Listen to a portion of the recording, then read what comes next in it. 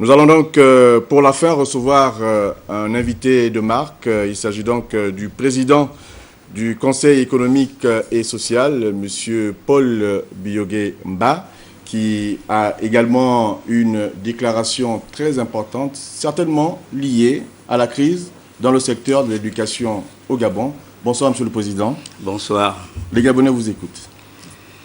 Bien, mesdames, messieurs, chers compatriotes, ce matin, nos enfants, élèves de plusieurs lycées et collèges de Libreville, sont descendus une nouvelle fois dans les rues.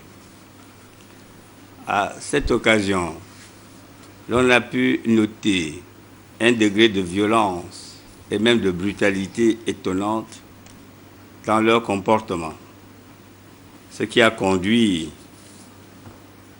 à des interventions adaptées des forces publiques de l'ordre. Cette situation est franchement désolante, préoccupante et même inquiétante. M'adressant aux élèves du Gabon, nos enfants, nos fils et petits-fils, je voudrais leur dire que souvent, l'on peut avoir raison dans le fond et avoir tort dans la forme. Ils apprendront plus tard que ce que l'on retient régulièrement, ce que l'on retient le plus facilement, c'est plutôt la forme et non le fond. Il faut donc éviter d'avoir inutilement tort dans la forme, car cela occulte le fond. La forme que revêtent les manifestations de ce matin n'est pas bonne. Il faut la proscrire, il faut l'abandonner. Personne de responsable ne peut nier le bien fondé des réclamations et des élèves et des enseignants à propos de la situation qui prévaut actuellement dans le monde de l'éducation. Et c'est précisément parce que ces réclamations sont bien fondées que le président de la République, chef de l'État,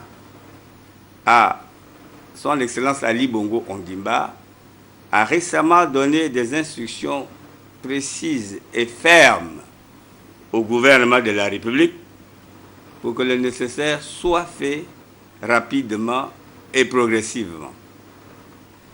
Il s'agit d'engagements que le gouvernement est tenu d'honorer.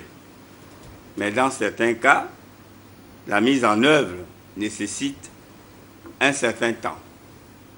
Du reste, et nous l'avons tous suivi, aujourd'hui même, le président de la République, chef de l'État, son Excellence Ali Bongo Ondimba, vient de décider de surseoir à certaines réformes querellées, en particulier celles qui étaient prévues pour l'examen du brevet d'études du premier cycle et du baccalauréat du second degré.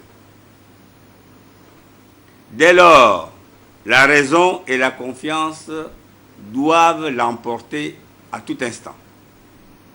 C'est pourquoi, en ma double qualité de responsable politique national, mais aussi de père de famille, je demande à nos enfants, élèves de tout établissement concerné, de faire preuve de sagesse en retournant tranquillement au sein de leur structure scolaire, là où on les forme pour le bon avenir du Gabon. Chers enfants, ne l'oubliez jamais, vous êtes l'avenir du pays.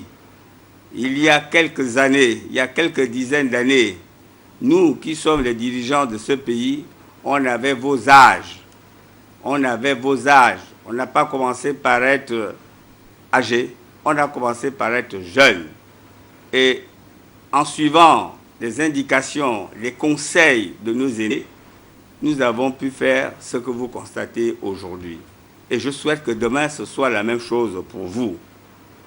Que les enseignants soient assurés de ce que nous sommes tous conscients du rôle important qu'ils jouent dans la société.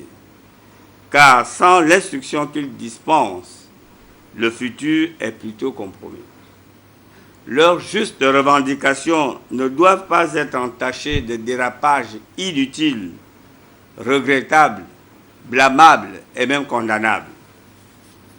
Plutôt que des épreuves de force dont personne ne sort réellement gagnant, qu'ils privilégient au contraire et toujours le dialogue et la négociation, fondement avéré de solutions durables. À ceux qui seraient éventuellement, de près ou de loin, liés de manière objectivement malveillante, malsaine à ces tristes événements et qui chercheraient à en tirer quelques profits inavoués, je leur recommande de revoir dès maintenant leur démarche.